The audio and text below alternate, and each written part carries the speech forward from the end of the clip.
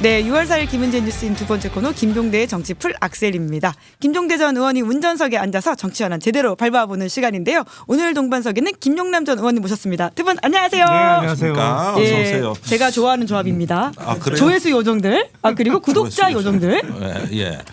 뭐 요정치고는 얼굴이 시꺼매가지고. 아유, 그 중요하지 않습니다. 예. 제 마음속 요정. 예. 아니 요정이 반드시 하얗다는 거는 그거는 그 잘못된 고정관념이죠. 선입견이에요. 예. 아유, 인사를 제가 끊어버렸는데 너무 고생 많으셨습니다. 아니 글쎄요. 아직도 피로가 안 풀리네요. 언제쯤 한번 푹 쉬어볼까 하는 생각이 간절합니다. 네, 선대위원장으로서 60일 열심히 다녀오셔서 달리셨기 때문에 또 네. 우리 운전 기사님 김종대 의원님한테도 수고하셨다 말씀드리고요. 또 김용남 전 의원님도 이제 보수정당에 있다가 또 새롭게 행보를 하시면서 치른 선거에서 소회가 남다르실 것 같다는 생각이 들어요. 제가 그 전부터 이제 제 별명이 오민시라고 얘기했잖아요. 그랬죠. 그게 이제 12월 3일 내란 때문에 50 넘어서 갑자기 민주투사된 시장주의자 줄여서 오민시였는데 이게 50 넘어서 민주투사됐다가 최근에 민주당원이 됐죠. 야, 참 이게 늦바람이 무섭다고. 늦바람이 무서운가요? 이게 무서운 거라고 이게. 예, 대부분 사람들이 20대 때 운동권 하다 50대가 그렇죠. 변절할 나이거든. 근데 거꾸로 그때 바람이 나타나는 거 아니야 이게 참. 네, 이게 지금 정말 윤석열 계엄 효과라고 하는 것이 많은 사람들이 민주주의의 소중함과 우리의 현실을 지키는 게 얼마나 큰 일인지를 깨닫게 해줬다라고 하는 건 있는 것 같습니다. 예. 김용남 의원님도 그래서 아마 오민시로 다시 재탄생하신 게 아닌가 싶기도 제가 하고요. 민주당 의원분들 몇몇하고 이제 그 방송 끝나고 잠깐 차 한잔 하는데 예. 그 한정혜 의원 예. 계시잖아요. 근데 19대 때 같이 환노위에 있었어요. 그러니까 그때는 엄청 싸웠죠.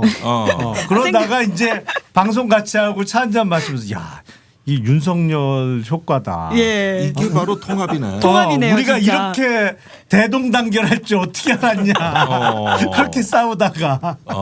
그러게요. 진짜 이렇게 사람들이 기대하는 또 통합과 연대 혹은 이렇게 대화라고 하는 것이 이런 지점인 것 같다라는 생각이 드는데요. 그런데 이제 또 대선의 최종 득표를 보면서도 좀 고민을 던지게 하는 지점들이 네. 있다라는 생각은 들거든요. 물론 역다 최다 득표로 이재명 대통령이 당선되긴 했지만 이 김문수 후보의 득표율이라고 하는 게 만만치 않아서 좀 많이 걱정하시거나 놀라시는 분들이 계실 거라는 생각이 듭니다. 41%대를 득표했거든요. 어떻게 좀 분석하십니까? 제가 보기엔 글쎄 정말 투표 결과가 어떤 분들은 아니 이런 선거에서 어떻게 과반 득표를 못할 수가 있냐. 내란 때문에 벌어진 선거인데 그렇게 생각하는 분들도 있고 저도 내심은 앞에 이제 50을 넘길 수 있지 않을까라고 기대를 했는데 선거 결과를 딱 보니까 참 절묘하다.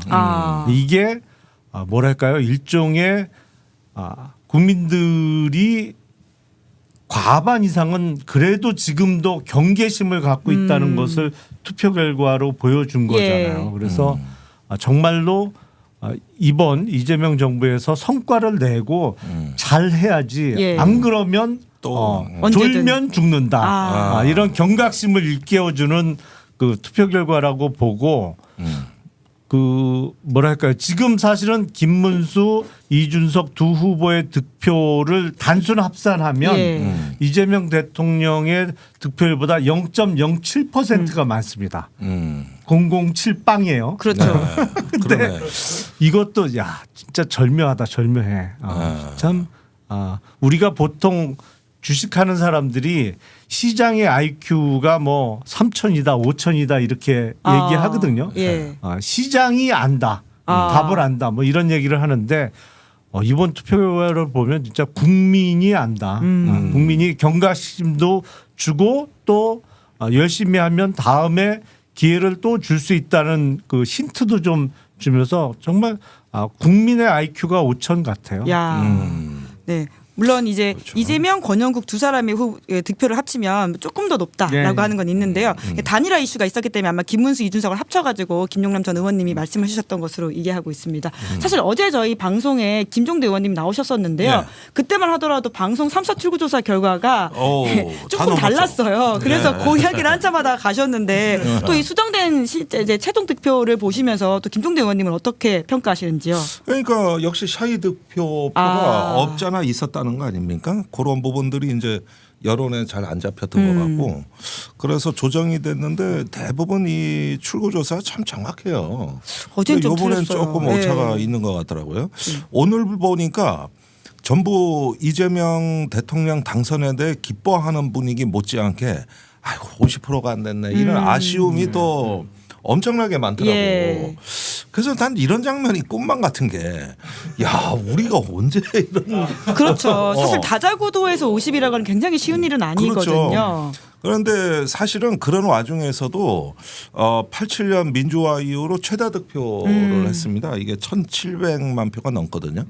예, 박근혜가 가장 높았다 그러고 윤석열이 또 높았다 그러는데 그걸 다 넘어서는 그렇죠.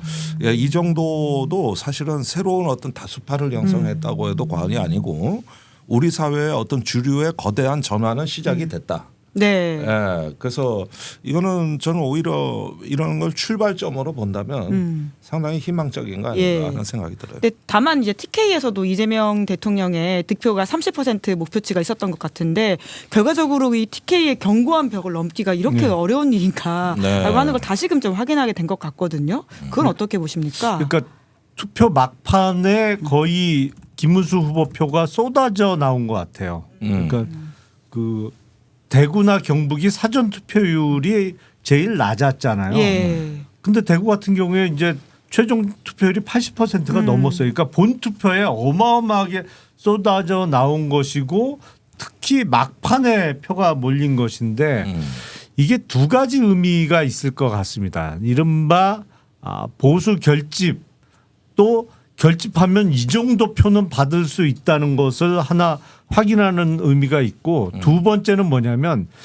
이것 때문에 국힘이 더 망가질 가능성이 높아졌어요. 그렇죠. 사실은. 예. 혁신을 안 한다 이거죠. 그러니까 제대로 회초리를 안 왜냐하면 맞으면 TK 의원들이 보기에는 야 역시 우리는 까딱 없어.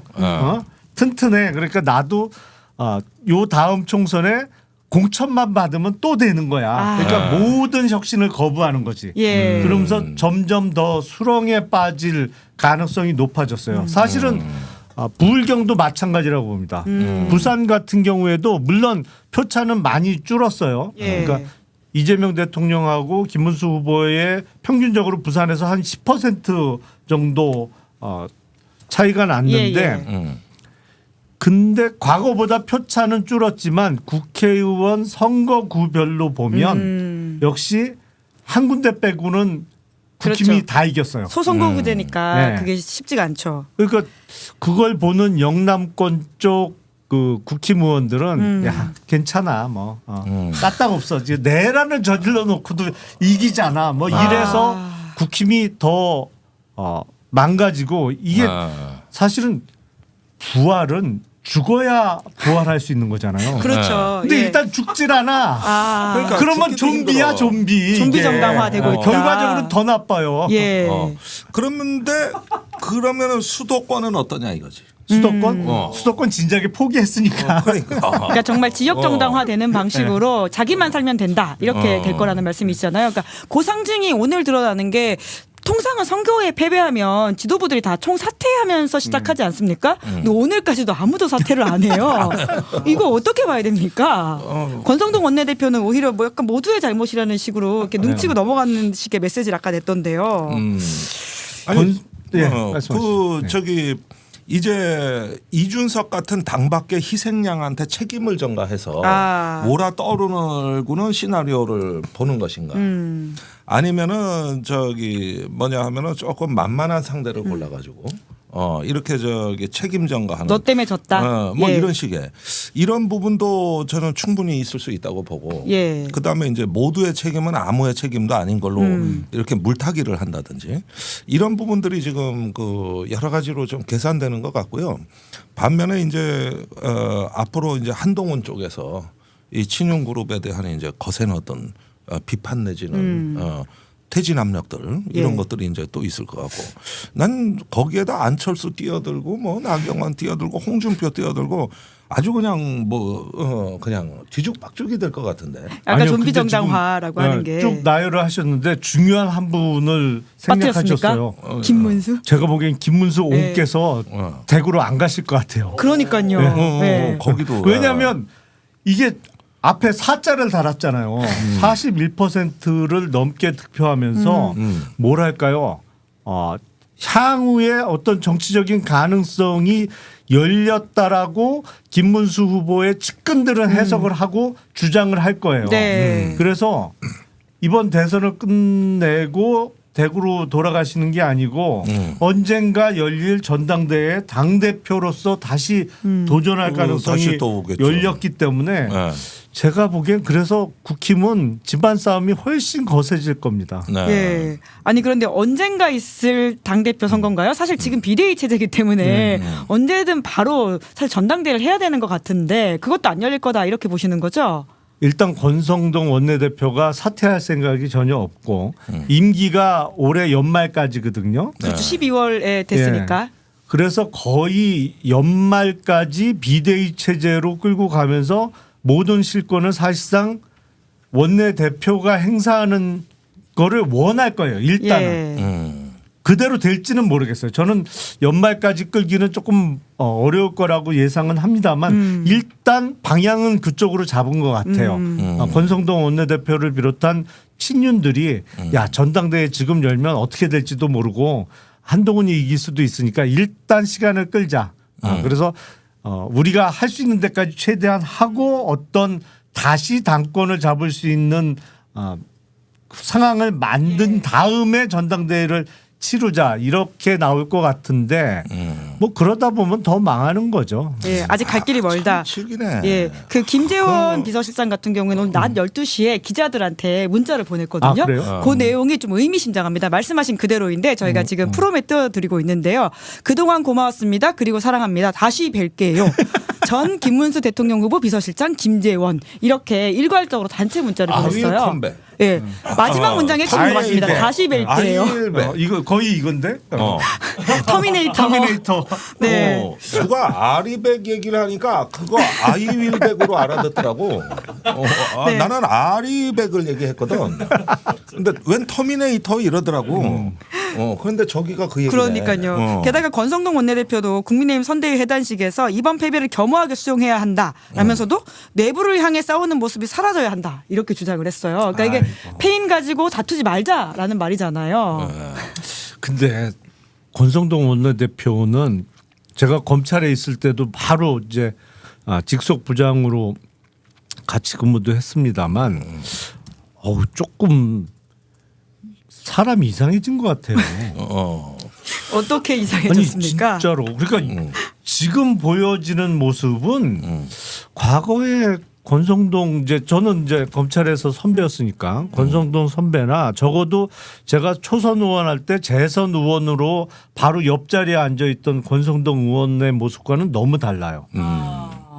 그러니까 뭐랄까 이 이면 체면이 없잖아 이게. 스스로 이제 내란 이후에는 나 뚜꺼워진다 이런 이야기를 의원총회에서 하지 않았습니까? 그리고 오늘 그 대통령 취임 선서식에서 보여준 모습도 아니 아무리 저 대학교 후배고 옛날에 고시반에 같이 생활도 하고 뭐 사법시험 한 기수 차이 선후배지간이지만 아니 대통령인데 그렇죠.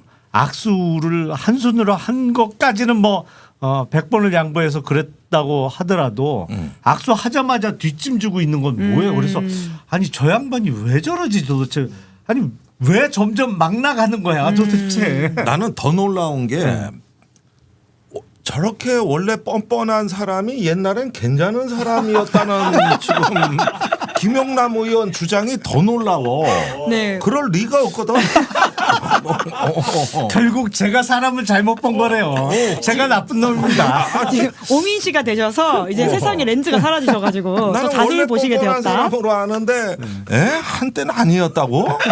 난 그게 더 놀라워. 네. 아니 19대까지는 그래도 양반이었어요. 아 그래요? 지금만큼은 아니었다 겪어보시기에라는 말씀이신 것 같은데 어제 국민의힘과 관련해 가지고는 앞으로 어떻게 될지에 대해서는 더 이제 바닥이 있을 것이다라고 하는 말씀하셨는데 당권 다툼을 염두에 두고 모두가 움직인다라고 하는 것은 사실 두 분도 굉장히 오랫동안 예고를 해주셨었는데 어제 또 특히 눈에 띄는 사람이 안철수 의원이긴 했거든요.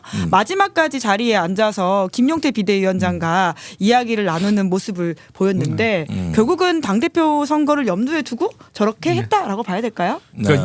이번에 대선을 치르면서 많은 국힘 쪽 뭐 의원들이나 그쪽의 관계자들이 안철수 의원에 대한 재평가를 와. 한 것도 사실이에요. 예, 예. 그러니까 대선 경선에 나왔던 사람들 중에 처음부터 끝까지 가장 열심히 했던 그렇지. 경선 후보가 안철수 의원이라는 거예요. 그래서 그렇죠. 안철수 의원을 다시 봤다. 재평가다. 뭐 이런 얘기가 나왔기 때문에 그런 얘기가 일단 나온다는 것은 안철수 의원의 어떤 저런 행동이 효과를 보기 시작했다는 얘기예요. 예. 근데 그렇다고 당대표가 된다는 얘기는 아니에요. 저는 그냥 아니, 그러니까 당내에서 단호하십니다. 조금 평가가 예. 달라졌다. 그 얘기도 정도. 놀라운 게 통상 대선이 있으면 후보 중심으로 원래 안철수처럼 하는 그렇죠. 건데 당연하게 해야 될 걸 했는데 평가를 어쩌다 받아요. 그런 사람 하나 있다는 게 재평가받을 일이라는 거요. 아니 다 뭐 이게- 하와이 가버리고 뭐 집에서 안 나오고 이러니까요. 그러니 참 저게 오히려 돋보인다는 얘기네. 예. 거기에다가 또 이준석도 찾아갔잖아요. 사실 그 부분은 나는 좀 단일화하자고. 예, 예. 놀랐더라고. 선거 때. 원래 그렇게 좋은 사이가 아니거든. 그렇죠. 그랬는데 황금복국 이렇게 집에서 싸움 났었다. 기사가 나기도 했었었고. 그렇죠. 예. 그렇게 가는 거 보고 그랬는데 원래 잘 삐지는 사람이었거든. 아, 겪어보셨어요? 아니 그렇죠. 옛날부터. 같이 의정 활동 하시면서. 아니, 그건 뭐 같이 한동안도 했고. 오. 저하고도 뭐 얘기도 많이 나누고 그러는데 잘 삐져서 툭하면 뛰쳐나가더라고. 그런데 이번에는 아니더라고. 보니까. 두 분 다 겪어본 사람의 이야기를 하니까 좀 더 재밌긴 하네요. 예. 그러니까 사람은 변하나 봐. 아니 안철수 의원 같은 경우에는 이제 더 이상 갈 데가 없어요. 완전히 한 바퀴 완턴을 돌았죠. 다 했잖아요. 모든 당을 다 가봤다. 뭐 그러긴 하죠. 근데 그런 차원에서 마지막까지 이제 저당에서 승부를 봐야 된다라고 하는 걸 텐데 그 한동훈 이제 전 대표 같은 경우에도 오늘 메시지를 냈어요. 이제 그러면서 국민이 먼저인 정치를 바로 세울 마지막 기회다. 국민의 뜻을 겸허히 최선을 다해 따르겠다. 이렇게 이야기했거든요. 낙담하지 말고 포기하지 말아달라라고 하는 것은 국민의힘을 포기하지 말아달라는 걸까요? 아니면 본인을 이제 포기하지 말아달라는 걸까요? 뭐 중의적인 표현으로 예. 이해할 수 있지만 속내는 본인 얘기를 하는 거겠죠.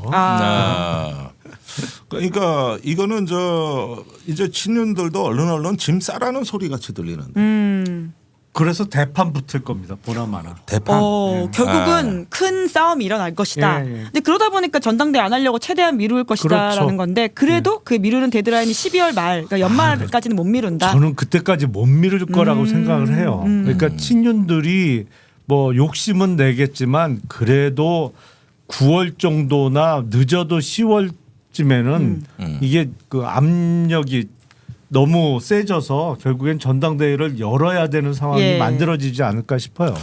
근데 저는 말이에요. 한동훈의 스타일이 옛날에 뭐 조선제일검객이라 그러지만은 항상 상대방한테 언제 찌를지 모르는 예리한 칼날 같은 느낌이었거든요. 근데 이번에 선거 때 보면은 거의 원초적 그 절규와 같은 이런 어떤 그 양상으로 되고 저 말투도 굉장히 세거든 사실은. 예.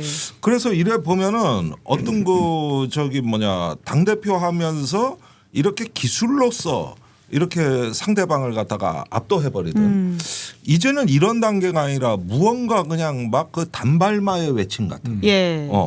이런 격정의 인물로 바뀐다는 느낌이 좀 들거든요. 오늘 두 분이 재평가하시는 분이 많네요. 권성동, 안철수, 한동훈까지 뭔가 내가 알던 그 모습과 지금 좀 달라진 것 같다. 정치가 사람 여러 바꾸네.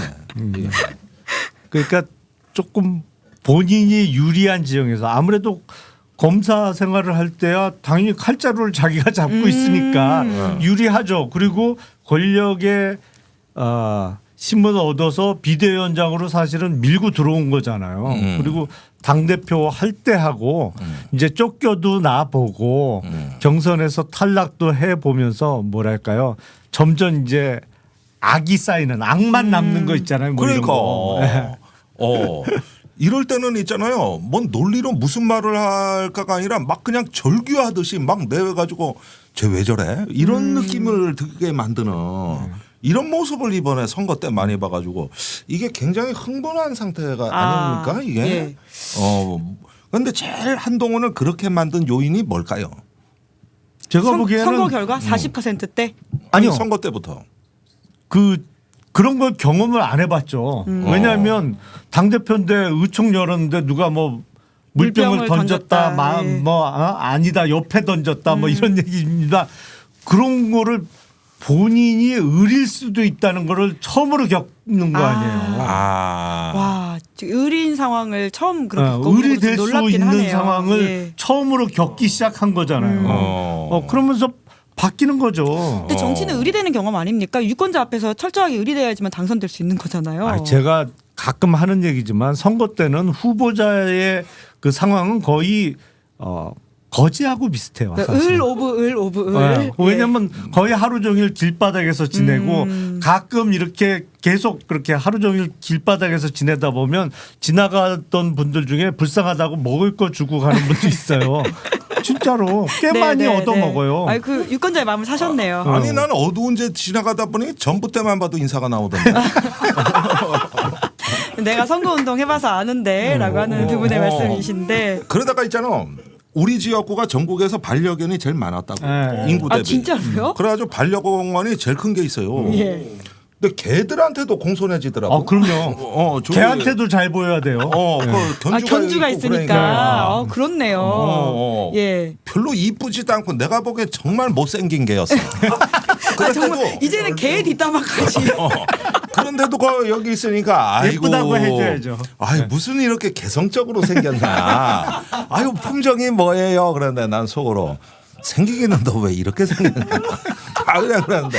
네. 사람이 그러대더라고. 네, 여러분 알아들으십시오. 김종대 의원님이 이제 개성 있다고 말을 하는 거면 이런 의미를 숨겨놓으셨다. 들키셨어요 메시지. 예, 이제 그 표현 이제 수정하셔야 될 것 같아요. 예, 그래가지고 하도 선거운동이 안 돼가지고 그 누가 그랬는데 그 왜 그 개과 천선하는 강사들 있잖아. 그 친한 사람 누구 없냐. 그래서 왜요? 그러니까 그거 한 사람 될 거면 선거운동 저절로 된다고. 그렇게 많았어. 네. 그럼 한동훈 사실 전 대표도 선거운동을 꽤 이제 이번에 이게 아주 압축적으로 했는데 그게 덜 몸에 배었다라고 봐야 되나 보네요. 근데 예. 아직 대중선거를 치러본 경험은 없잖아요. 전당대회만 했으니까. 당내 선거는 해봤지만 당내 선거는 사실은 선거운동의 성격이 좀 다르죠. 예. 아무래도 당원을 상대로 뭐 예를 들어서 당협별로 모여 있는 당원 상대로 선거운동을 하고 그러니까 아무래도 적어도 자기 식구들을 놓고 그 중에 내 편을 많이 끌어내는 선거이기 때문에 일반 유권자를 상대로 하는 대중선거하고는 성격이 다르죠. 그러니까 한동훈 전 대표도 예를 들어서 어디 보궐선거가 생겨서 실제로 대중선거를 치러보면 또 달라질 거예요. 사실 본인도 굉장히 원내 진입이 중요하기 때문에 재보궐선거 출마를 해야 되지 않을까라는 생각이 들기도 하고요. 그렇게 대중선거를 치르면서 매운맛을 좀 제대로 봤으면 좋겠어요. 네, 이게 나가라라는 말씀이시고 지금 저희가 보수정당의 재편과 관련된 이야기를 하고 있는데 또 다른 키워드로서 이준석 후보를 빼놓을 수는 없을 것 같습니다. 8%대 득표를 하긴 했는데 근데 또 20대 남성 사이에서는 물론 방송 3사 출구조사가 정확하진 않습니다만은 1위를 했다라고 하는 것이 주는 또 많은 사람들의 관심과 또 이거의 해석 혹은 뭐 충격이라는 게 있긴 있는 것 같거든요. 어떻게 좀 보십니까? 김영남 전 의원님부터 분석을 해주신다면요. 후보 중에 가장 세대별로 또 그것도 세대별 플러스 성별로 호불호가 확 갈리는 후보죠. 그러니까 주로 2대 남에서 표가 나오는 것이고 20대도 또 여성에서는 지지율이 높지 않아요. 그렇죠. 30대도 남자 조금 있는 거고 여성은 또 많이 낮고 그러니까 호불호가 갈리는데 그거는 이준석 의원이 그동안 정치 활동을 해오면서 보여준 어떤 행위의 결과로 예. 표가 그렇게 나오는 것 같아요. 이른바 성별로 갈라치기 하고 또 세대별로 갈라치기 해서 확실한 자기 표를 가져가지만 대중선거에서는 특히 전국 단위 선거에서는 한계도 보였죠. 사실은 이번 선거 구도 같으면 제3의 후보가 득표를 가장 많이 할 수 있는 유리한 환경이었거든요. 예, 예. 왜냐하면 선거운동 시종 일관 1위를 누가 할지는 어느 정도 예측이 그렇죠. 되는 예. 상황이었잖아요. 그리고 그렇다 보면 이제 제3의 후보가 득표를 많이 할 수 있는데 그러니까 2017년 대선에 당시 문재인 후보가 1등할 거는 다 알았어요. 예. 홍준표 후보가 여론조사 공표 금지 기간 들어가니까 골든 크로스를 잃었다고 하지만 그 누구도 믿지도 않았어요. 이번에도 비슷한 이야기가 네. 나왔던 것 같습니다. 그러다 보니까 그때 그 유승민 심상정 후보의 득표 합이 13% 정도 나왔거든요. 그렇죠. 그 정도로 군소 후보가 많은 득표를 할 수 있는 유리한 선거 지형이었는데 잘하면 10%를 달성할 수도 있었겠습니다만 본인의 한계 그러니까 예. 2대 남물 위주로 한 지지층의 한계 플러스 결국엔 본인 입이 문제였던 거죠. 거기서 한 2%. 근데 총 10% 득표할 수 있었던 후보에게 2%는 자기 득표의 20%잖아요. 그죠. 왕창 까먹은 거예요. 엄청난 네, 거예요. 포션으로 엄청. 보면 예. 예, 저는 그게 30대부터 진입 장벽을 높였다. 예. 그 문제 그 막말. 예, 여성 혐오 이러면서 발언이죠. 예. 예, 그다음에 오히려 저기 20대 남성을 얘기하지만은 20대 여성 결집도도 높였다. 예. 예, 그래서 이번에는 남성보다는 여성 결집도가 훨씬 높습니다. 그래서 58%가 이재명 후보를 지지했다는 거 아닙니까? 예. 여성이.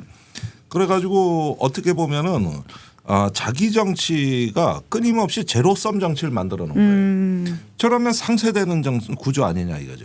그러면서 특정 계층에 갇혀버리는 이런 데 있어가지고 이 대선이 외연을 확장한 게 아니라 오히려 고정된 이미지에 갇히는 효과 이런 것이 이제 드러났다는 점에서는 일단 이준석의 당분간 정치는 조금 앞으로 힘들어졌다. 다시 바뀌리다. 예. 이렇게 보겠습니다. 그 경제적인 부분에 있어가지고도 10% 넘지 못해서 보전을 받지 못하고 어려워질 거다라고 하는 전망들이 많았었는데요. 그런데 조선일보가 2시 반 정도에 나온 기사에 따르면 선거 비용 한 푼도 못 받았는데 이준석 측 흑자 났다 밝힌 이유라고 하면서 개혁신당의 부대변인이 자신의 소셜미디어에 올린 내용이라고 합니다.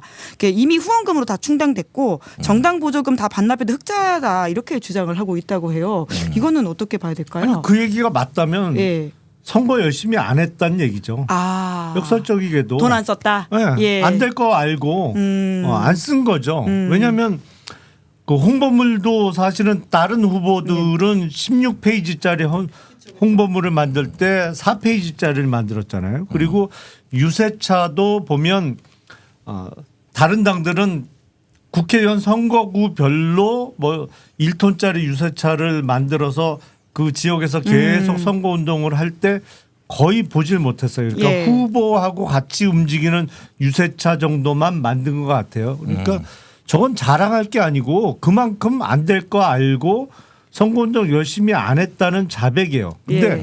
우리나라 정당 그 제도를 좀 손봐야 될 필요가 있는 게 제가 보기엔 이 정당 비즈니스 사업으로 괜찮아요. 이게 솔직하게 표현하면 우리 정말 세금인데 예. 이게 보조금이 너무 많아요. 이런저런 정당 보조금이. 물론 민노당 앞에서 대단히 죄송스럽습니다만 우리는 없어 그것도. 이게 나쁜 마음 먹고 이른바 남는 장사를 하려면 원내 정당의 경우에는 얼마든지 할 수 있어요. 그러겠네요. 보조금 꽤 많이 나옵니다. 예. 아니, 손해볼 부분이 옛날에 있다. 국민의 정당이라고 있었다고 박지원 의원이 만든. 국민의당. 국민의당. 그거 지금도 해산 안 됐습니다. 예? 왜 그런지 아십니까? 그래요? 자산이 있어 그런 거예요. 엄마나 아니, 처음 민생당, 알았네요. 민생당. 지금 이름 바꾸긴 했죠. 민생당으로. 바꿨지만 국민의당이 따로 있어 또. 예. 야. 다 있어. 그게 뭐냐 하면은 정당에서 다 떠났어도 예. 자산이 남으니까 네, 관리자가 맞아요. 남는 거야. 예. 이렇게 되니까 정당이 지금도 있다니까. 그 몇십억 있대요 지금. 예, 제일 많아요. 아. 돈도 안 썼잖아요. 쓸 일이 없잖아요. 선거를 안 치르니까. 근데 이게 국고보조금이라는 게 결국은 또 하나의 진입장벽이에요. 그렇게 보면은 이제 새로운 정당 도전하는 정당은 사실 받을 길이 없거든. 네, 민주노동당이 이번에 좀 더 특별나 어려웠던 상황이었던 아이고 우리 거죠. 일체 없죠. 아. 원내 정당도 아닌데. 그러니까 일체 없죠. 원외 정당은 너무 힘들고 원내 정당은 사실은 이래저래 나쁜 맘만 먹으면 정말 남는 비즈니스예요. 네, 일종의 양극화를 좀 가져올 수 있는 점에선 정치개혁 이슈로도 좀 예, 봐야겠다라는 맞습니다. 생각이 조금 듭니다. 개혁해야 될 필요가 있어요. 아, 네. 그런데 이제 정의당 경우에는 빚이 30억인데 3억 갚아 27억은 남았거든. 아직 27억 남아있어요? 아직도 27억 남았어. 어제 밤에 13억 후원 릴레이 들어왔다고 그 13억은 하던데. 빚 갚는데 못 써요. 아 그래요? 그거는 아. 선거 비용으로 털어야 아, 돼요. 아. 그러니까 뭐 그거는 쓸 수가 없어요. 다들 그렇게들 아닌데 아니고 예. 그렇게 하면은 여전히 있는 거거든요. 그러면 뭐냐면 국고보조금이 없는 상태에서는 이거를 후보자들이 이제 출마하는데 저기 너무 일방적인 부담을 지우니까 당에서 선거 비용을 대준 거야 그동안에. 예. 빚이 그래서 쌓인 거라고. 예. 그랬는데 그걸 국고보조금을 받고 하면은 왜 3석, 4석, 5석, 6석 되면은 그걸 일단은 저기 하고 후원금을 마서 그 빚진 거를 갚는 형식으로 여태까지 정당을 해왔는데 지난 선거에서 그게 이제 무너진 거죠. 예. 그러니까 어떻게 되냐 하루아침에 빚더미죠. 참 중요한 지점을 짚어주셨고 관련해서는 또 혹시라도 후원을 하시고 싶은 분들이 계시면 추가로 후원이 가능한 거죠. 아, 그건 이제 예. 정당 후원회가 남아 있으니까 그거는 빚 갚는데 쓸 수가 있죠. 네. 댓글창에 원내정당 가르는 기준이 뭐냐고 하시는데요. 이게 국회의원 현역이 있으면 원내, 그러니까 국회의원 내라고 해서 원내이기 때문에 한 석이라도 있으면 이제 원내정당으로 부르면서 국고보조금을 받을 수 있는 상황이다라고 말씀을 드리고요. 자, 그러면 저희가 이제 마지막으로는 이재명 정부의 인선과 관련된 이야기를 해야 될 것 같은데 댓글창에 김용남 전 의원님한테 금융위원장 금감원장 추천을 한다고 엄청 달립니다. 아무래도 개미 투자자들의 또 1등으로서 이 사람들이 기대하는 바가 있는 것 같아요. 충분히 난 가능성이 있다고 오, 보는데. 가능성 있나요?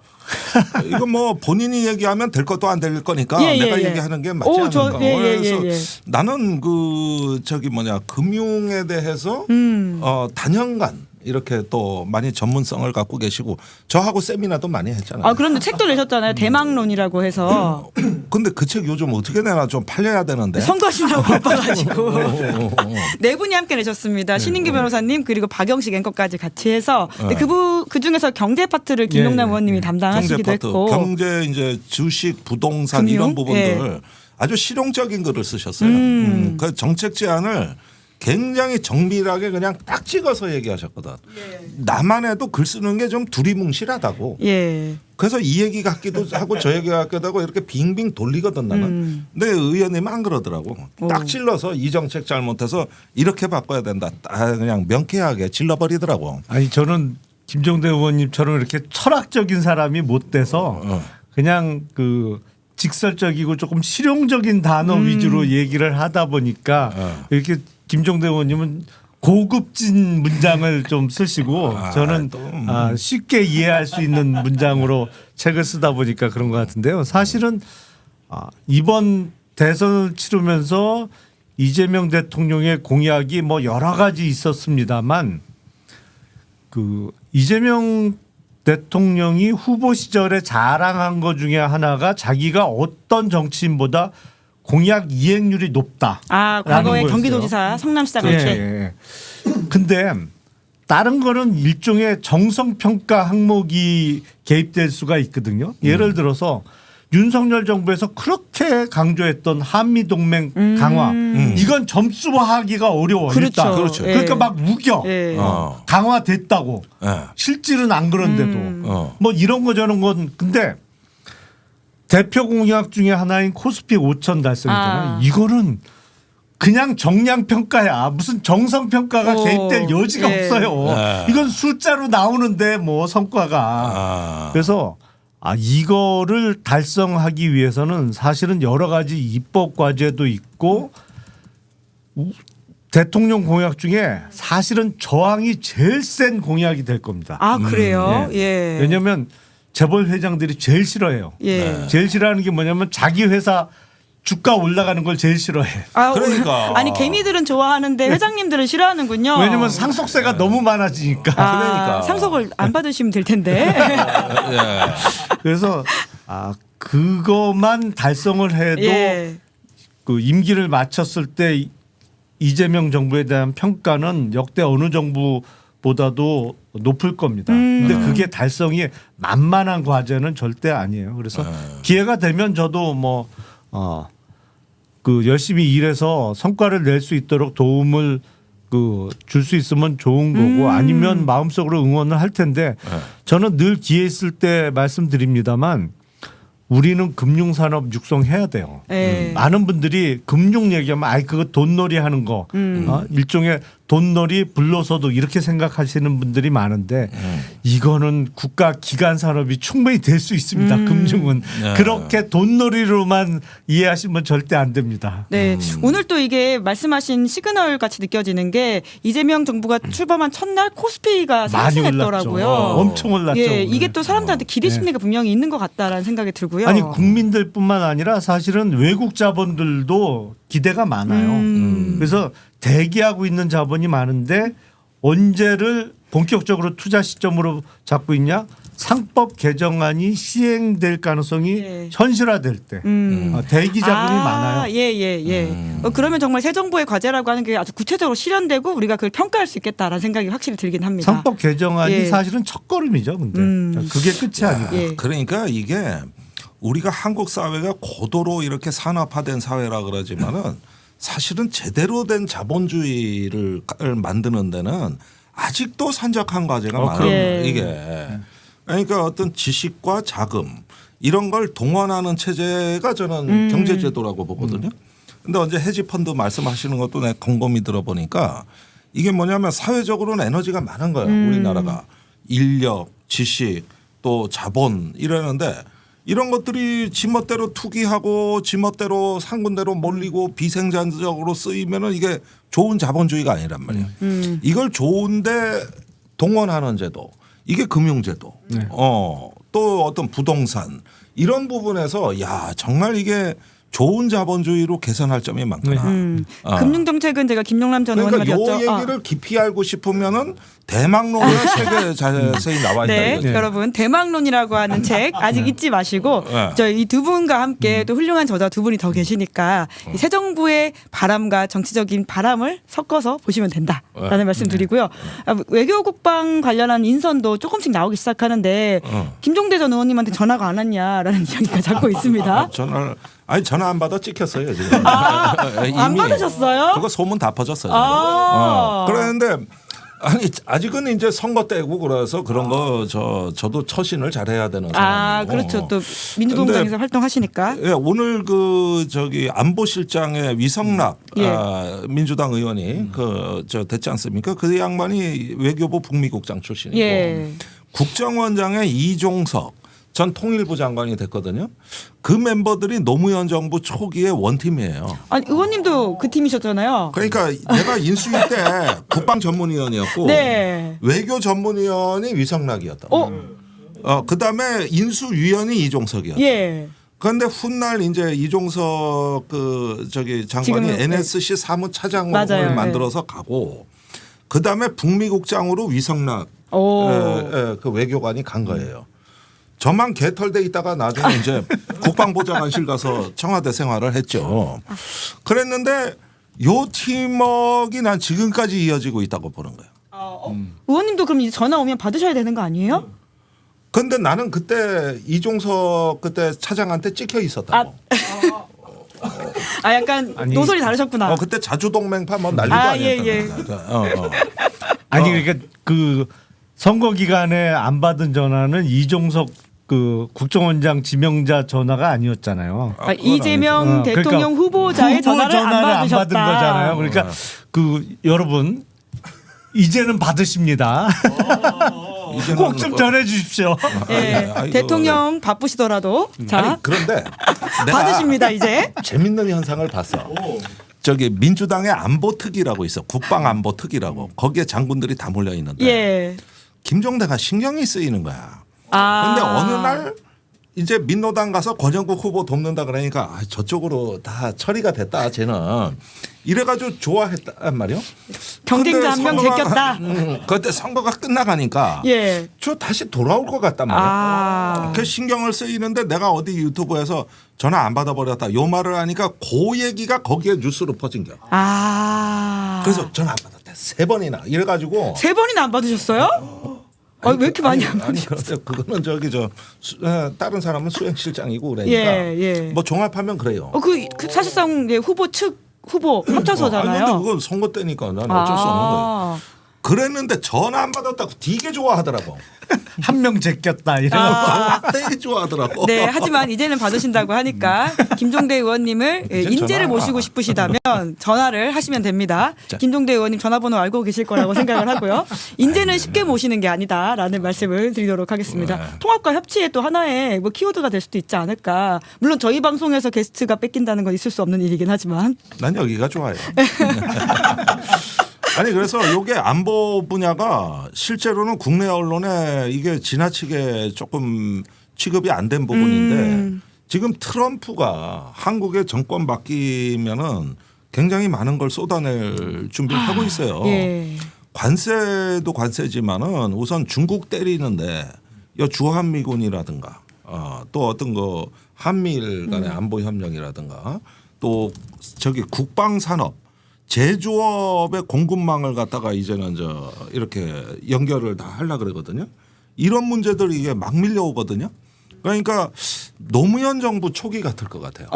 그때 리처드 롤리스라고 럼스펠드 장관 밑에 직속 부하가 한국에 와서 주한미군 감축을 막 통보하고 이라크 파병 얘기하고 난리도 아니었습니다. 그때 막 북한에 뭐 영변 때려 부순다 그러고 그것 때문에 노 대통령이 받은 스트레스가 난 그걸 옆에서 봤잖아. 맨날 부속실에서 호출이 오고 뭐 보고서 긴급 보고서 올려야 되고 거기에다가 주한미군 사령관을 패싱하고 막 그냥 주한미군 감축을 밀어붙인 거니까 그때 주한미군 사령관까지 뒤통수를 맞았거든. 그런데 요즘 월스트리트 저널의 언론 플레이는 그러니까요. 4,500명 감축설부터 트럼프 쪽에서 시작해서 뺀다. 그러니까 막 여기 장군들이 그런 일 없다 막 부인하고 난리는데 그때도 그랬어. 똑같아.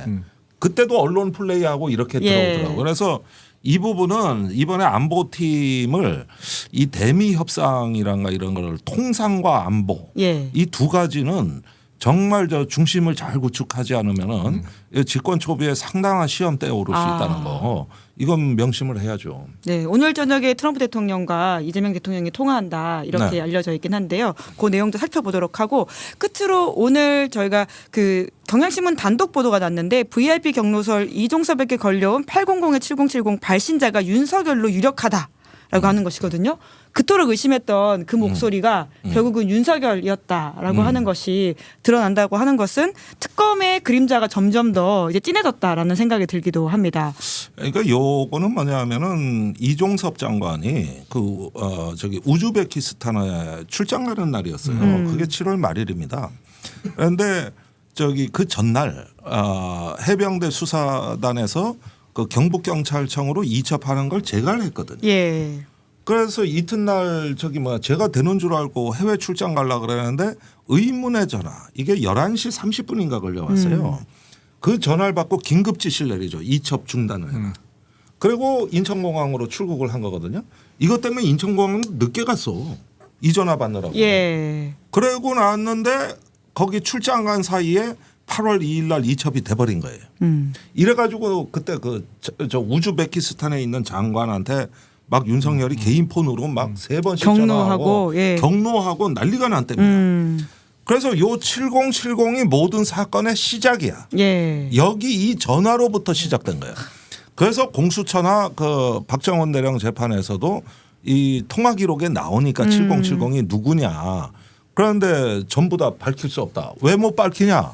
국가 안보 사항이다. 그랬죠. 이걸로 2년을 버텨온 거예요. 지금까지 2년 가까이를. 그렇죠. 2023년 7월 31일 통화거든요. 네. 2년 가까이 맞습니다. 맞아요. 그렇게 버텨온 거예요. 그걸로 여기서 얼마나 방송 많이 그럼요. 했습니까? 정말 이 유력하게 했던 의심이 결국 맞았다라고 하는 차원에서는 특검이 빨리 들어가야 된다라는 생각이 드는데 이제 3특검, 그러니까 최상병, 김건희, 내란 특검 이렇게 이제 준비되어 있는 것으로 보이는데 댓글창에는 또 김용남 의원님한테 특검을 해달라라고 하는 요청도 있습니다.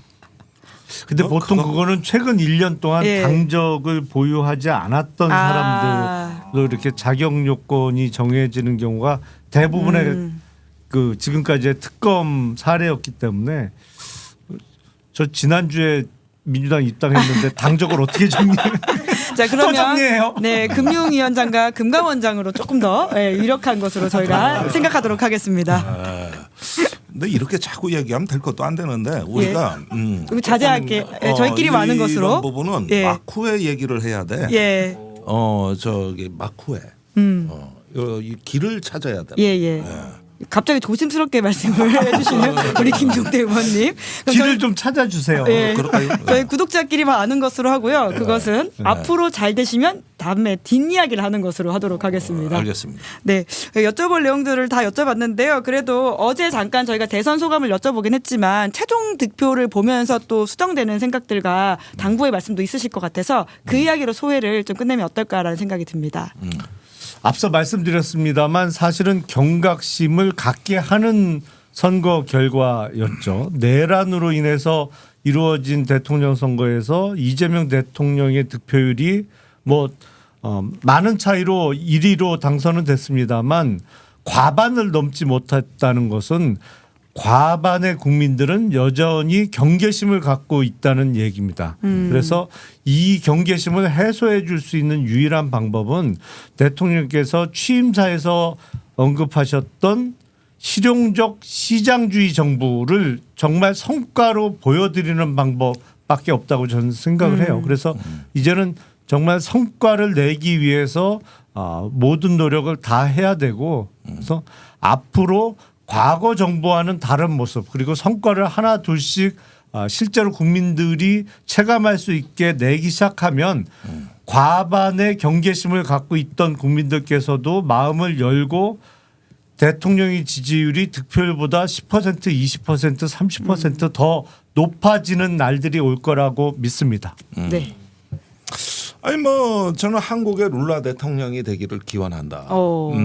그런데 일단은 지금은 앞으로 100일간 진짜 그 비상경제 TF를 만든다 그러는데 민주당의 그 정치인들이 민심과 어떤 대통령을 연결하는 하나의 신경망을 구성해서 저기 뭔가 보여주기가 아니라 진짜로 어떤 그 소통이 되고 또 거기서 성과도 낼 수 있는 어떤 높은 수준의 결의가 요구된다. 100일은 비상 상황이라고 생각하고 다 같이 한번 뛰어들어 가지고 이때 한번 뭔가 만들어 보자.